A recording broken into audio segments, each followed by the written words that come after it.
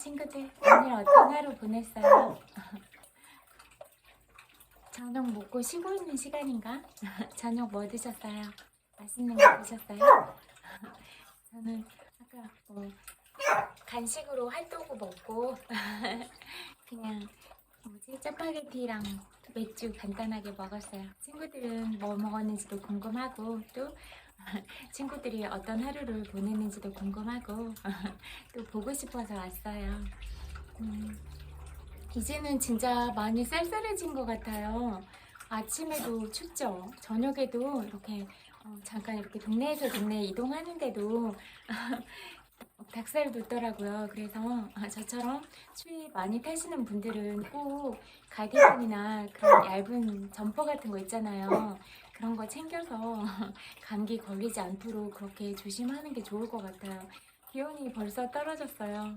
그리고 아까 오는 길에 하늘 바라봤거든요. 근데 많지는 않지만 그래도 별이 떠 있었어요. 그래서 저는 이렇게 환한 대낮에도 하늘 보는 거 좋아하는데 저녁에도 이렇게 보면은 예쁜 것 같아요. 그 하늘이 시시각각 다른 것 같아요. 아침에 볼 때랑 점심에 볼 때랑 또 노을이 예쁜 노을빛이 들어있다가 또 이렇게 해가 이렇게 점점 사라지는 그런 풍경도 예쁘고 또 아예 까만 밤이 됐을 때 진짜 달의 모양도 다 다르잖아요. 그렇게 달의 모양을 관찰하는 것도 좋고 달빛이 유난히 그렇게 느껴질 때 있잖아요. 어떤 달은 되게 시린 것 같은 그런 느낌을 줄 때도 있고 어떤 달은 막 노란빛이 돌면서 되게 따뜻한 느낌을 주는 그런 달도 있고 또 별이 떠 있었는데 많지는 않았지만 별이 떠 있는 모습 보는 것도 예쁜 것 같아요. 그리고 또 어떤 때는 슈퍼문 보면 기분이 진짜 좋아지잖아요. 어렸을 때는 막 이렇게 막 달리면 달이 따라오는 것처럼 그런 상상하면서 되게 재밌었던 것 같아요. 네, 아무튼 그런 자연 환경이 더 이렇게 깨끗하고 오염되지 않은 지역에 가면 별이 많이 떠 있는 걸 더 볼 수 있다고 하던데 별빛이 쏟아지는 것처럼 그렇게 보이는 그런 곳에 가면 좋을 것 같아요. 네, 우리가 그렇게 깨끗한 환경이나 그런 것들을 위해서 노력하는 거는 아주 작은 부분부터 실천하는 게 좋을 것 같아요. 내가 피운 담배꽁초를 바닥에 버리지 않는 것, 그 다음에 내가 마신 음료나 그런 병들을 버리지 않는 것, 이렇게 요즘엔 쓰레기통도 잘 설치가 되어 있잖아요. 그러니까 우리가 의식이 높은 그런 문화시민 한 사람으로서 내가 버린 것들은 그런 쓰레기통 그렇게 버릴 곳에 잘 버려두는 게 또 환경을 보호하고 그런 데 기여를 하는 게 아닌가 그런 생각도 해봐요. 가다 보면 길에 담배꽁초도 너무 수북하게 많이 쌓여 있기도 하고 또 음료수 병이나 그런 팩들이 많이 그렇게 뒹굴고 있는 모습들을 보는데 그러면 우리가 살아가는 이 지구라는 세상에 우리가 버린 쓰레기들 위해서 우리가 살아가야 되잖아요. 그런 것보다는 우리가 조금만 관심을 가지면 좀 더 깨끗한 환경에서 자랄 수도 있고 우리도 그렇고 우리의 아들, 딸 아니면 손자, 손주들 이렇게 후손들이 또 그렇게 좋은 환경에서 지낼 수 있도록 우리가 그런 기여를 하는 거잖아요. 그래서 우리가 그런 것들에 조금만 관심을 가지면 어떨까 그런 생각이 많이 들더라고요. 산에 산책할 때도 쓰레기나 그런 게 보이면 그런 생각이 들 때가 있어요. 요리 조각 그런 것들도 있고 또 사탕 먹거나 초콜릿 먹거나 작은 봉지들 있잖아요. 그런 것들도 흙에서 분해가 안 되면 우리가 그렇게 오염된 환경에서 살아가야 되는 거잖아요. 그리고 산에 다니다 보면 요즘에 청설모들이 밤 주워서 먹느라고 바쁘더라고요. 근데 또 그런 밤들도 또 청설모나 다람쥐가 먹을 수 있도록 그렇게 여분을 남겨놓고 가면 좋을 것 같아요. 그 친구들도 겨우살이를 해야 되잖아요. 그래서 곡식을 모아놓고 그래서 눈 오는 그런 추운 날에 대비를 해야 되니까 그렇게 우리가 조금씩 배려하면 어떨까 그런 생각들이 들더라고요.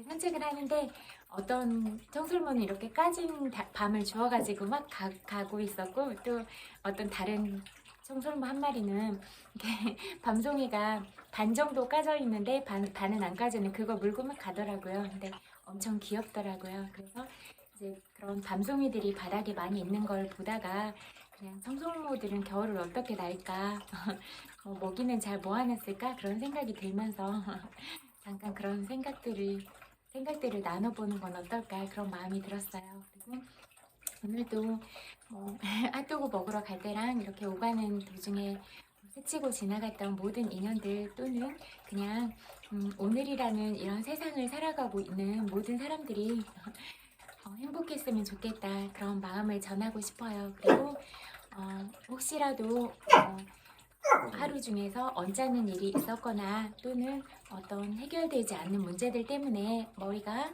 복잡하고 그런 분들이 계셨다고 하더라도 또 오늘이라는 하루를 잘 살아냈잖아요. 그러면 그런 오늘 하루를 잘 살아낸 여러분들이 또 대견하잖아요. 그래서 그래 괜찮아 그래도 오늘 하루를 이렇게 잘 살았잖아 라고 생각하면서 이렇게 하루를 마감하면 어떨까 그런 생각이 들어요.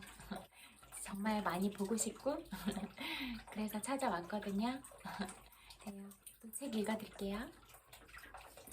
놓아버림 읽어드릴게요. 이게 놓아버림은 진짜 감정을 다루는 법이니까 이런 부분들 다 가지고 가서 여러분들의 지적 재산권이 돼서 그렇게 여러분의 삶을 풍요롭게 하고 마음을 풍요롭게 하고 그렇게 하루하루를 보낼 수 있으면 좋겠어요. 이 지적 재산권은 내가 평생 살아있는 동안에 내가 가지고 갈 그런 부분들이잖아요. 잃어버릴 염려도 없고 도둑 맞을 그런 위험도 없는 거잖아요. 그래서 모든 것들로부터 배우고 성장해서 내가 어떤 품격을 가지고 갈 것인가 이런 문제에 대해서 생각을 해보면 좋을 것 같아요. 그리고 이미 이 세상에 단 하나밖에 없는 유일한 명품들이지만 그런 명품들의 가치가 가다듬고 쇠고물 더 정교하게 할수록 더 나라는 브랜드 가치가 높아지는 거잖아요. 그래서 나는 어떤 브랜드 가치를 가지고 갈 것인가 그 부분에 대해서 늘 마음으로 새기고 또 이렇게 주변 사람들과 아름답고 사랑스러운 마음을 나누고 그렇게 가면 좋겠다는 생각을 해요. 읽어드릴게요.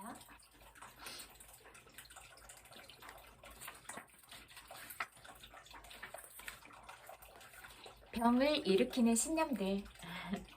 자신의 질병 민감도를 알아내기 위해 아래 질문을 살펴보자. 건강 걱정을 할 때면 무슨 일이 생길지에 대한 두려움을 마음에 품는가?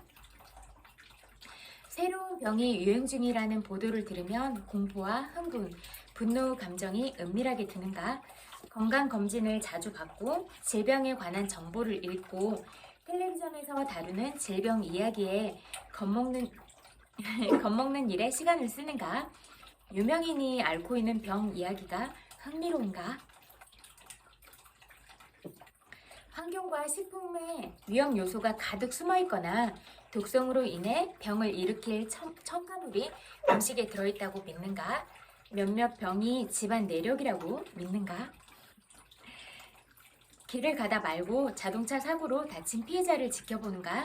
아니면 엄두는 나지 않더라도 그렇게 하고 싶은가? 의학 드라마를 좋아하는가? 구타, 고함, 주먹다짐, 살인, 고문, 범죄나 기타 유형 폭력을 다루는 텔레비전 프로그램을 좋아하는가? 죄책감에 사로잡혀 있는가? 분노를 많이 품고 있는가? 다른 사람의 행동을 질책하는가? 남 비판을 잘하는가?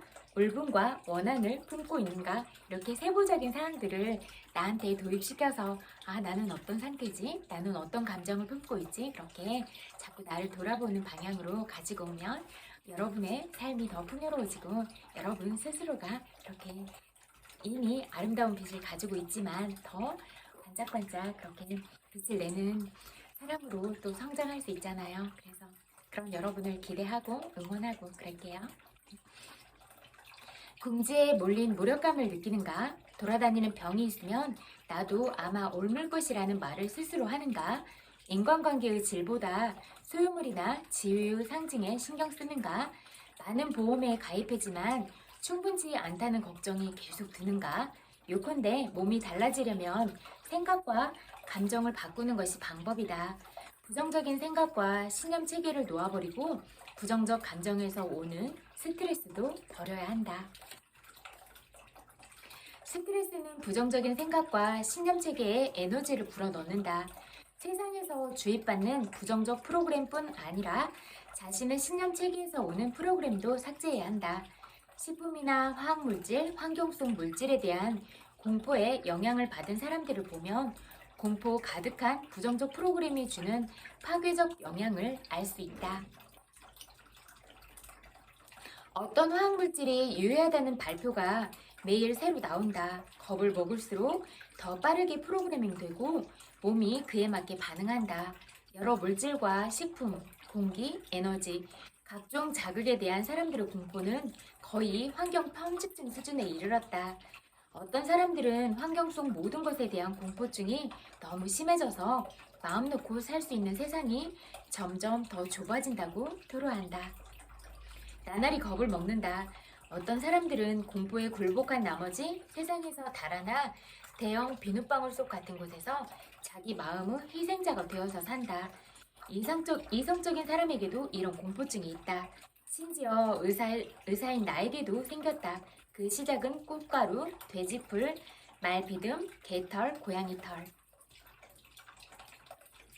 먼지, 깃털, 모직, 초콜릿, 치즈, 알레르기를 일으키는 것으로 믿고 있는 모든 견과류였다. 나중에는 과혈당증 걱정으로 설탕, 암 걱정으로 식품 첨가물, 콜레스테롤 걱정으로 달걀과 유제품, 통증 걱정으로 내장 육류가 추가되었다.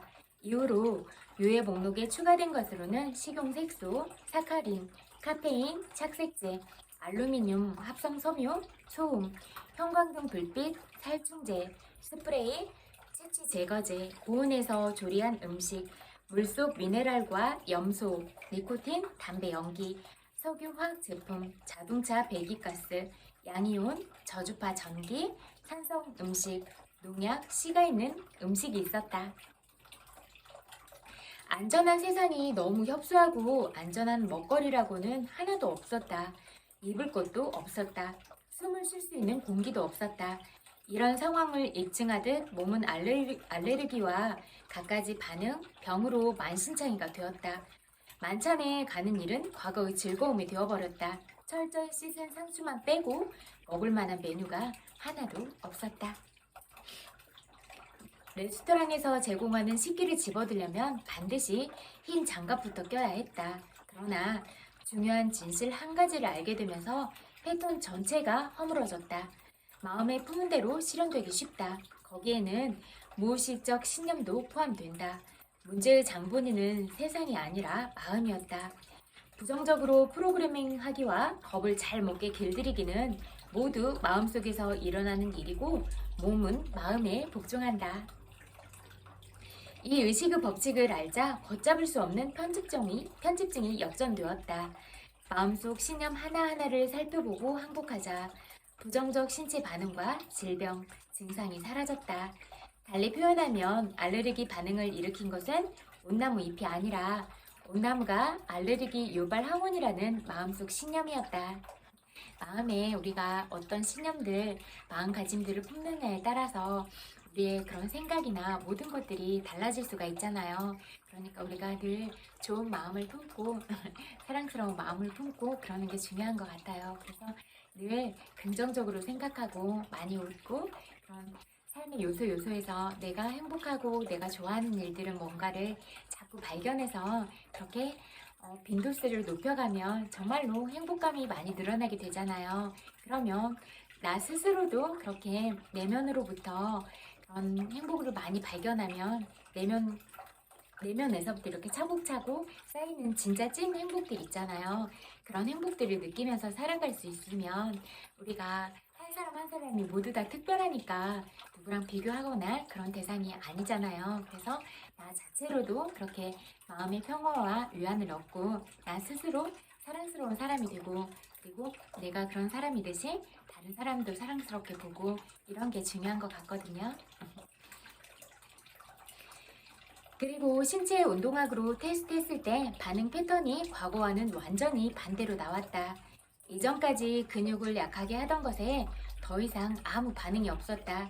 스트레스 민감도가 눈에 띄게 낮아져서 몸이 형광등 불빛, 인공 감미료 같이 이전 같으면 부정적 자극으로 여겨졌을 것에 전혀 반응하지 않기에 이르렀다. 다른 기법과의 비교.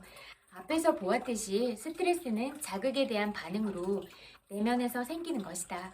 스트레스 요인은 억제되고 억압된 감정 에너지의 압력이며 이런 감정 에너지는 우리에게 있는 낮은 수준의 의식 전반을 반영한다. 그래서 스트레스를 없애거나 미리 막기 위해 바꿔야 할 것은 우리 의식 속의 내용물이다. 스트레스 치료를 위해 흔히 처방되는 것은 의료 분야의 처방과 유사하다. 병의 내적 원인을 치료하기보다 병이 기존에 끼친 손상을 바로잡으려고 한다. 예를 들어 스트레스에 관해 열리는 학회에서는 의례 아래와 같은 주제를 다룬다. 아로마 테라피, 운동법 워크숍, 스트레스 장애를 다루는 침술. 바이오 피드백, 심장 박동처럼 의식적으로 제어되지 않는 활동을 측정치를 이용해 의식적 제어를 훈련하는 법. 척추 지압, 스트레스 조절, 영양, 운동할 항목, 목록, 동종요법, 병과 비슷한 증상을 일으키는 물질을 극소량 사용해 치료하는 방법, 자율훈련법, 긍정적 사고와 정신훈련으로 스트레스를 다스리는 법, 전체론적 치유법, 마음과 몸, 생활 방식 등에 전체적으로 접근해야 한다는 치료법. 마사지와 바디워크 요법, 인체의 촉감을 이용해 통증 감소, 손상된 근육 회복, 혈액순환 촉진 등 정신 건강을 증진시키는 기법, 부유 탱크, 소금을 위에 떠서 긴장을 풀게 하는 장치, 치아 균형, 몸 운동으로 긴장을 푸는 기법. 위에서 볼 수 있듯이 통상적인 접근들은 스트레스 증후군으로 인한 결과와 손상만 다룰 뿐이다. 근본 원인을 다루는 것은 아무것도 없다. 전부가 비교적 복잡하고 시간이 걸리는 방법일 뿐 현장에서 써먹을 만한 것은 없다. 예를 들어 연설이나 강의를 한참이라고 하자. 우리는 항상 현장에 있다. 연설하다 말고 숨쉬기 운동을 하거나 최면 상태에 들어가거나 침을 맞거나 바이오 피드백 장치를 연결하는 것은 비현실적이다. 가족 간에 말다툼 하다가 말고 부유탱크에 들어가면 간편해서 좋을까? 위와 같은 접근법은 일시적 효과를 주지만 시간이 걸리고 비싼 경우가 많기 때문에 잠시 열광적으로 시도해보면 사람들의 열기를 차츰 떨어뜨린다. 근본적으로 달라지는 것은 아무것도 없기 때문이다. 세상을 보는 기본 인식은 그대로 지속되고 있다. 감정의 압력도 그대로 있다. 성격도 여전히 그대로다. 사는 환경도 달라진 것이 없다. 의식 수준에 변동이 없다. 심리가 그대로다. 앞으로 예상되는 바는 이전과 같고 따라서 삶도 이전과 같다.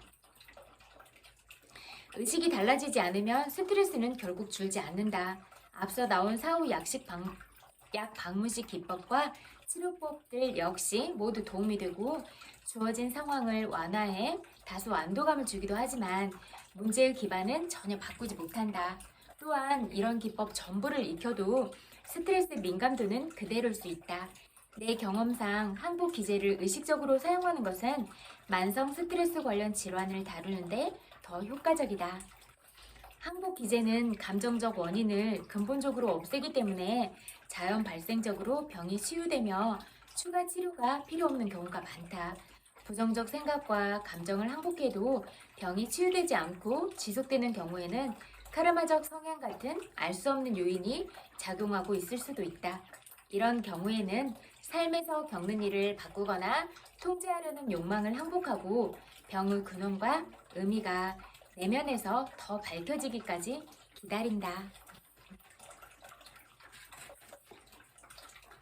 육체적 치유에 대한 요구와 바람을 놓아버리면 아주 깊은 항복을 마친 것이다. 질병의 세 측면, 즉 육체적, 정신적, 영적 측면을 모두 다루고 최종 결과나 회복의 소망을 항복하는 순간 평화의 상태에 도달한다. 즉 존재하는 것에 대한 전면적인 항복과 함께 평화가 온다. 놓아버림의 이로움. 감정적 성장. 부정적 감정 놓아버림의 가장 뚜렷한 효과는 감정과 심리면에서 다시 성장이 시작되는 것과 만성적이라 여겼던 문제가 해결되는 것이다. 삶에서 성취와 만족을 가로막던 장애를 없앤 효과가 강력하다는 것을 느끼며 즐거워하고 만족한다. 순진하게도 발전을 가로막는 생각과 부정적 신념을 진실이라 여겼지만 이런 것들은 한낱 부정적 감정이 축적된 결과물에 불과하다는 점이 곧 드러난다. 이런 감정을 놓아버리면 사고방식이 모태에서 할 수 있어와 기쁘게 하겠다로 바뀐다. 삶의 모든 면에서 가능성이 생긴다. 서툴거나 내보이지 못하던 일의 기쁨과 활기에 넘쳐 힘들이지 않고 할 수 있게 된다. 이 같은 진전의 예를 지적이고 성공도 했지만 평생 춤과는 거리가 멀었던 중년의 전문직 남자가 겪은 일에서 볼 수 있다. 유달리 춤을 잘 추고 싶어 했던 남자는 개인 강습을 받는 등 노력을 기울였다. 그렇지만 강습 때마다 뻣뻣하고 서툴러서 남의 시선을 의식하기만 했다. 때로 의지를 갖고 댄스 플로어에 나가 간신히 춤추는 신용을 하기도 했지만 즐겁기는커녕 마음이 편치 않았다. 춤 동작은 뻣뻣하고 일일이 생각해서 하는 티가 났으며 춤추는 일 자체가 아무런 만족감을 주지 못해 자존감에도 아무런 보탬이 되지 않았다. 남자가 한복 기제를 수행한 지 1년이 지난 무렵 어느 파티에서 남자에게 춤을 추자며 계속 권하는 여자가 있었다. 춤 못 추는 거 아시잖아요. 남자는 사양했고 에이 말도 안 돼요. 한번 해봐요. 여자는 집요하게 졸랐다. 발에는 신경 꺼요. 나만 바라보고 내가 하라는 대로 해요. 마지못해 승낙한 남자는 저항과 불안을 느끼는 감정을 계속해서 놓아버렸다. 댄스 플로어에서 남자는 완전히 놓아버렸다. 내면의 감정이 한순간에 무의욕 수준에서 사랑으로 올라가자 놀랍게도 늘 꿈꾸고 부러워하던 대로 몸이 움직였다. 춤출 수 있다! 라는 깨달음이 번쩍 들면서 사랑에서 환희의 상태로 심지어는 황홀경으로 올라갔다. 그 희열이 모든 사람에게 퍼져나갔다. 친구들은 춤을 멈추고 그를 지켜보았다. 높은 환희의 상태에서 남자는 문득 댄스 파트너와 하나가 되는 경험을 했다. 여자의 눈에서 문득 남자 자신의 큰 나를 보았고 모든 개별 자아의 이면에는 사실 오직 하나의 큰 나만이 존재함을 깨달았다. 남자와 여자는 텔레파시로 연결되었다. 남자는 여자의 모든 스텝을 여자가 스텝 밟기 직전에 알았다. 둘은 완벽한 조화 속에서 수년간 함께 연습한 사람들처럼 춤을 추었다. 남자는 환희를 주체할 수 없었다. 춤추는 것이 힘들지 않게 되자 춤이 저절로 나왔고 아무것도 의식적으로 생각할 필요가 없었다. 시간이 지날수록 더욱더 에너지를 느꼈다. 이 절정 체험이 남자의 인생을 바꾸었다. 그날 밤 남자는 집에 들어가 춤을 계속 추었다. 다른 어떤 춤보다도 무형식 디스코는 가장 겁나는 춤이었다. 외울 동작 자체가 없기 때문이었다.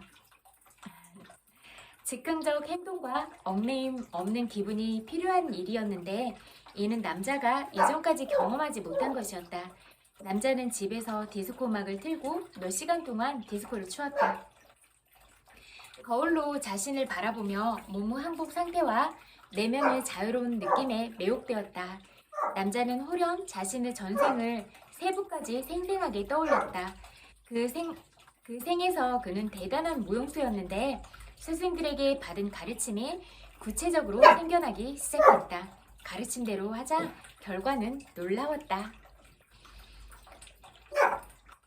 자기 안에 수직적 무게중심이 있는 것을 알게 되어 완벽한 균형 속에서 그 주위를 돌기 시작했다.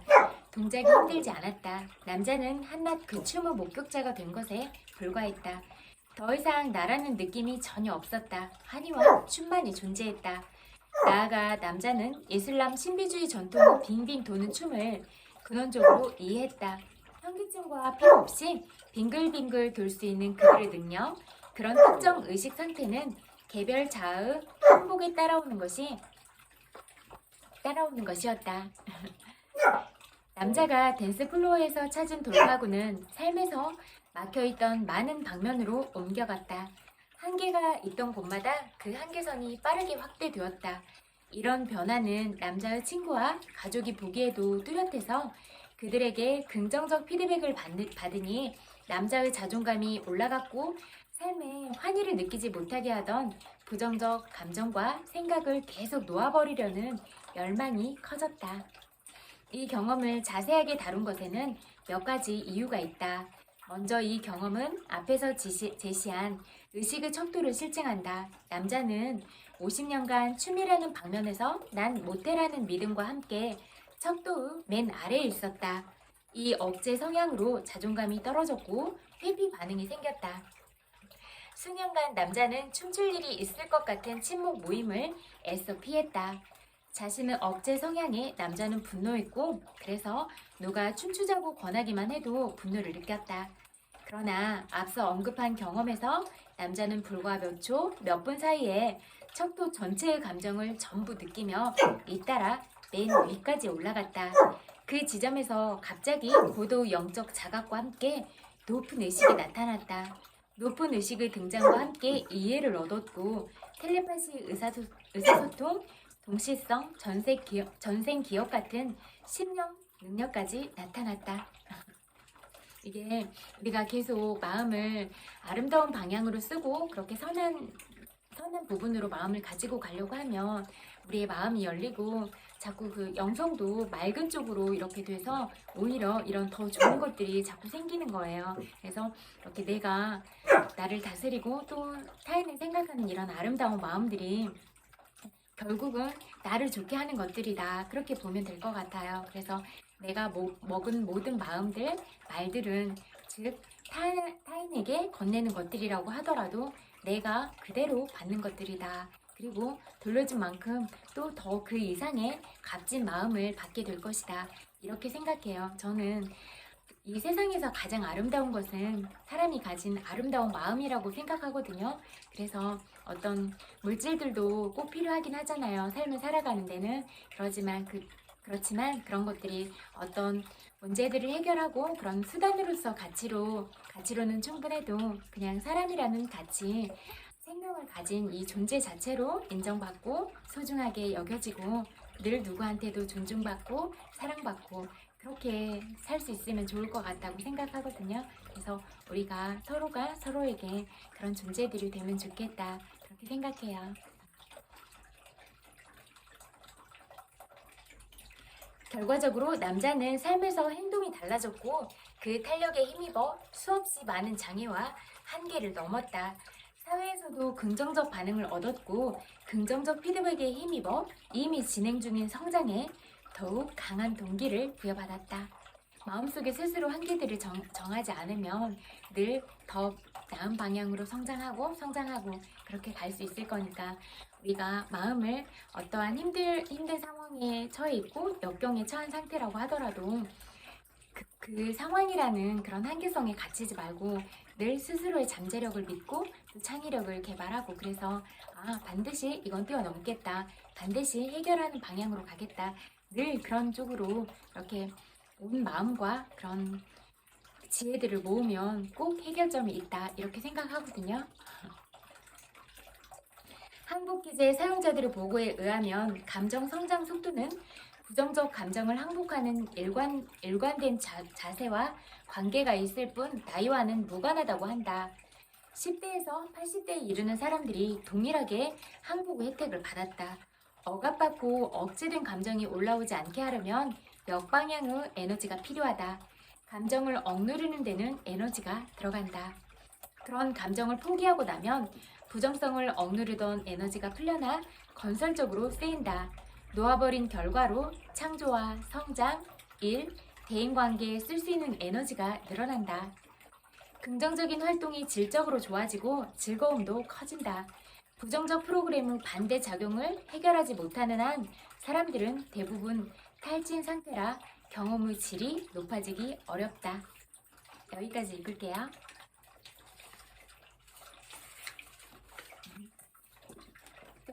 나는 4시간만 일한다 읽어드릴게요. 우리가 우리에게 주어진 이런 그냥 이번 생이라는 한 생의 시간들, 그리고 오늘이라는 이런 시간들을, 순간순간들이 다시는 오지 않을 일생에 한 번뿐인 시간들이잖아요. 그런데 이런 시간들을 나와 어울리는 모든 소중한 사람들과 어떻게 쓰고 있는가, 이런 부분들에 대해서 생각을 해보고, 내가 사랑하는 아이와 어떻게 시간을 보내고 있고, 그래도 같이 그렇게 같은 시간을 보내는 거라면 좀 더 이렇게 사랑을 나누고 아이의 미래에 대해서 생각을 하고 같이 고민하고, 아이랑 정말로 그렇게 친구 같은 엄마 아빠가 돼주고, 아이의 마음이 어땠는지, 아이가 보낸 하루가 어땠는지 그렇게 정말 제잘제잘 엄마 오늘은 어땠어? 아빠 오늘은 어땠어? 이렇게 아이가 마음을 터놓을 수 있도록 그렇게 친구가 되어주면, 그렇게 인생의 든든한 지원군을 발판 삼아서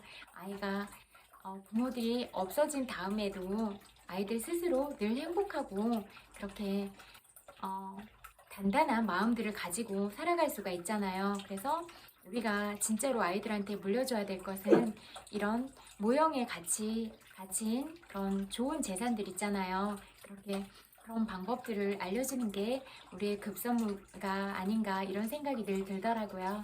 그래서 또 엄마 아빠들, 또 처음 엄마 아빠가 돼서 고생 너무 많잖아요. 아이들 키우면서 아이가 울면 같이 울고 싶었고, 또 밥도 제대로 못 먹고, 아이가 남긴 음식들 먹고, 김밥 한 줄 먹고 이러면서 바쁘게 살아가고 있잖아요. 그러니까 정말로 대단하다. 이 세상의 모든 엄마 아빠는 대단하다. 그렇게 생각이 되고, 또 이런 자꾸 야근을 늘리고 이런 방향으로 정책들이 가야 되는 게 아니라, 정말로 이런 소중한 아이들이 성장하는 과정들을 바라볼 수 있도록 어떻게 하면 근무의 시간을 줄이고 효율성 있게 사용을 하고, 그 대신 또 급여도 생활을 할 수 있도록 안정적이게 받을 수 있는 그런 방안들이 자꾸 모색이 돼야 될 것 같아요. 그리고 생활 물가나 이런 것들이 많이 점점 올라가고 있잖아요. 근데 그런 생활 물가에 비해서 급여는 잘 안 오르잖아요. 그러면 어떤 부분에 그런 정책이나 복지적인 부분들이 필요할까? 실제적으로 어떻게 소상공인들을 지원하고, 또 그런 보통 국민들을 위해서 임대주택이나 그런 부분들을 많이 늘려서, 의식주는 기본 생활이잖아요. 그래서 의식주의 기본 생활들이 어떻게 좀 더 편안한 마음으로 그렇게 마음을 먹고 살아갈 수 있도록 그런 생활에 대한 지원들이 이루어질 수 있는가, 이런 부분들이 계속 논의되고 발전해 나가야 되는 그런 그런 문제들의 초점이라고 보거든요. 그래서 어떻게 하면 방향들이 그렇게 갈 것인가, 그렇게 늘 우리 스스로 뽑은 대표자들이 정책들을 올바르게 하는지, 그런 것들을 욕하고 비난하는 게 아니라 정말로 객관적인 시선과 시야를 가지고 어떤 방향으로 가면 좋겠다라고 날카롭게 그렇게 바라보고 있는 게 우리의 권리를 찾는 길이다, 이렇게 생각을 하거든요. 그래서 서로서로 그런 대표자들은 국민들을 향한 마음을 놓지 않고, 또 국민들은 대표자들이 잘 하는지, 그런 것들을 서로서로 이렇게 잘 지켜보고 있어야 잘 이루어지고, 서로가 느슨하지 않는 방향으로 그렇게 갈 수 있지 않을까, 이런 생각이 들더라고요. 그리고 진짜 이 시간의 효율성에 대한 일은 일부러 얘기를 하거든요. 많은 시간을 다 쓴다고 해서 이게 꼭 반드시 그런 거창한 결과물이 탄생되는 건 아니잖아요. 진짜 이렇게 초집중적인 어떤 시간을 쓰더라도 그런 나의 그런 초인적인 힘이 발휘되면 더 그 오랜 시간을 허무하게 보낸 것보다 집약적으로 더 높은 초인적 힘이 발휘되기도 하고, 그런 능력들이 나오기도 하잖아요. 그런 것들을 보면 그런 과학적인 것들로 설명할 수 없는 그런 인간들의 잠재력과 초인적인 능력들이 다 있다, 이렇게 생각이 되니까, 그렇게 소중한 시간들을 일할 때는 하려 하지만, 그래도 남은 시간들은 가족들하고 소중한 사람들하고 보내고, 또 혼자 보내더라도 나 스스로를 돌아보고, 또 나를 위해서 내가 행복하고 만족할 만한 것들을 어떻게 채워줄까, 그런 부분들을 자아 성찰을 하면서 그렇게 갈 수가 있는 거잖아요. 그래서 그런 시간들이 많아졌으면 좋겠다, 이런 생각이 많이 들더라고요. 아직도 모기가 좀 있는 것 같아요. 그러니까 잠잘 때 모기향 피워서 아기들은 피부 너무 약하잖아요. 그래서 모기향도 피우고 또 버물디나 그런 그 있잖아요. 모기약도 잘 챙겨서 이렇게 바르고 그러면 좋을 것 같아요. 지금 모기가 왔다 갔다 해가지고 4시간만 일한다 읽어드릴게요. 땀 흘려서 그러나 봐요. 땀 냄새 맡고 찾아왔나 봐. 당신이 어디 있든지 한눈에 알 수 있다. 이 글은 완전 자동화에 대한 예고편이라 할 수 있겠다. 나는 오늘 아침에 부에노스아이레스식으로 멋지게 아침 식사를 한 후 월요일 일정대로 1시간 동안 이메일을 확인했다. 인도 소미아는 오랫동안 소식이 끊긴 고등학교 반 친구를 찾아주었고 YM 투사의 이나쿨은 은퇴자의 행복과 다양한 분야의 연평균 근로시간에 대한 조사 보고서를 엑셀 프로그램으로 정리해 보내주었다. 이번 주 인터뷰 일정은 3번째 인도인 원격 비서가 잡았는데 이 비서는 일본 최고의 검도학교와 쿠바 최고의 살사춤 강사들의 연락처도 찾아냈다. 그 다음 이메일 폴더를 통해서는 고객 주문 처리 업무 때 매니저인 테네시주 베스가 지난주에 거의 20몇 가지 문제를 해결해 중국과 남아프리카 최대 고객을 미소 짓게 만드는 한편 미시간주에 있는 내 회계사와 함께 캘리포니아주 판매세 신고서를 정리했다는 사실을 알게 되어 기뻤다.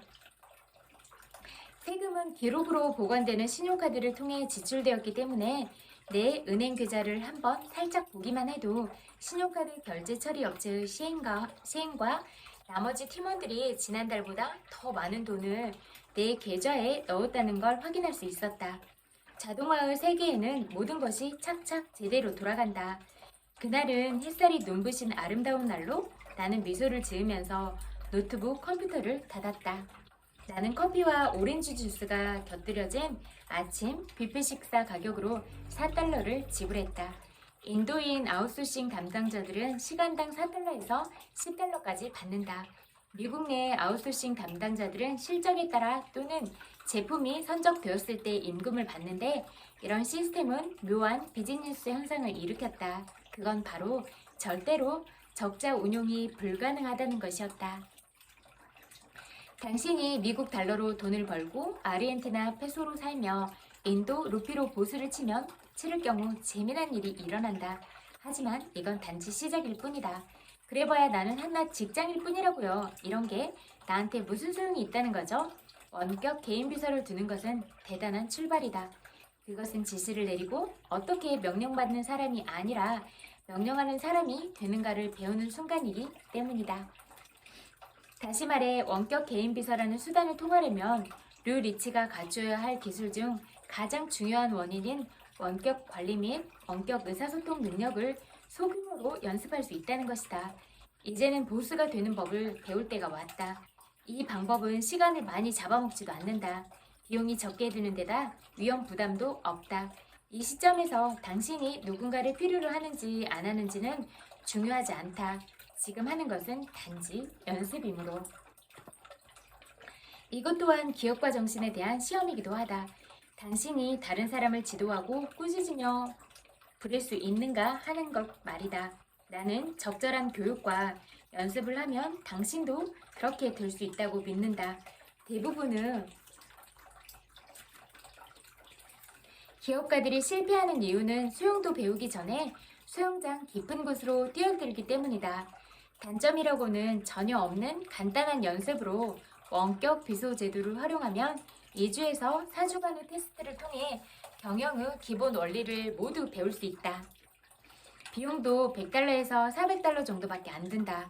이것은 비용이 아니라 투자라고 보아야 하는데 이를 통한 투자 수익률은 가히 놀라울 따름이다.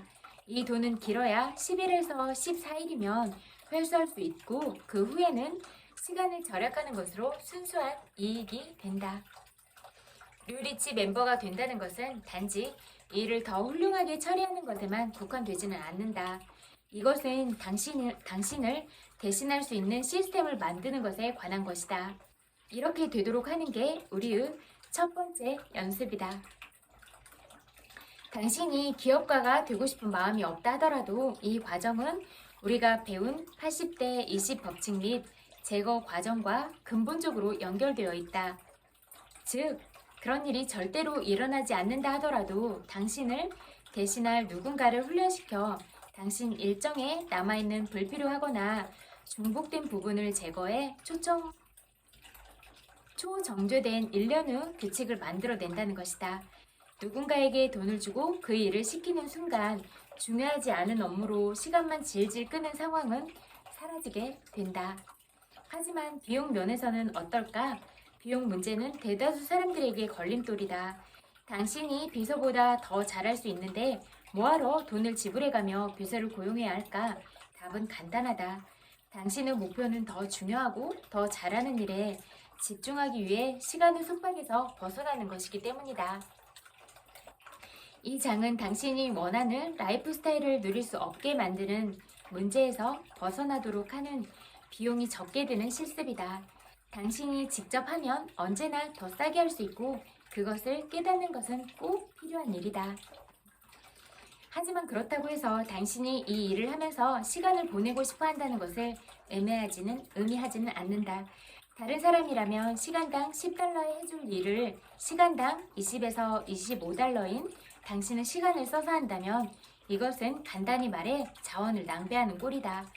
다른 사람들이 당신을 위해 일하도록 임금을 지불하는 첫걸음을 내딛는 것은 중요하다. 이렇게 하는 사람은 퍽 드문데 이것이 바로 이상적인 라이프 스타일을 누리는 사람이 별로 없는 또 하나의 이유이기도 하다. 때때로 시간당 비용이 현재 당신이 버는 것보다 높더라도 이런 거래는 해볼 만한 가치가 있다. 당신이 시간당 25달러를 벌어 연간 소득이 50만 달러라고 가정해보자. 당신이 인류 비서에게 시간당 30달러를 지불해 일주일당 하루치인 8시간을 절약해준다면 하루를 더 쉬기 위한 당신의 비용은 40달러가 된다. 당신이라면 월요일부터 목요일까지만 일하기 위해 일주일에 40달러를 지불하겠는가? 나라면 그렇게 할 것이고 실제로 나는 그렇게 하고 있다. 이 예가 비용면에서 발생할 수 있는 최악의 상황이라는 것도 잊지 말도록. 하지만 당신 상사가 이 일로 인해 회사 정보가 밖으로 셀까봐 겁을 먹는다면 어떻게 하겠는가?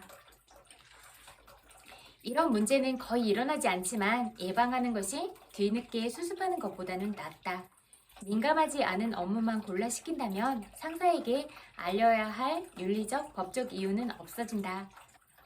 첫 번째 방법은 개인적 업무를 맡기는 것이다. 시간은 시간이다. 그리고 당신이 다른 일에 쓴다면 더 유용하게 쓸 수 있는 시간을 잡무와 심부름하는 데 쓰고 있다면 원격 비서에게 대신 일을 시킴으로써 당신의 삶도 개선되고 경영관리 능력도 향상될 것이다. 두 번째 방법은 재정 정보를 포함하지 않거나 당신 회사를 노출시키지 않는 비즈니스 업무를 위임하는 것이다. 자, 비서 군단을 거느릴 준비가 되었는가? 우선 위임 후 부정적인 면부터 살펴보자. 이는 권력을 남용하거나 쓸데없는 행동을 막기 위해 검토하는 것이다. 여기까지 읽을게요.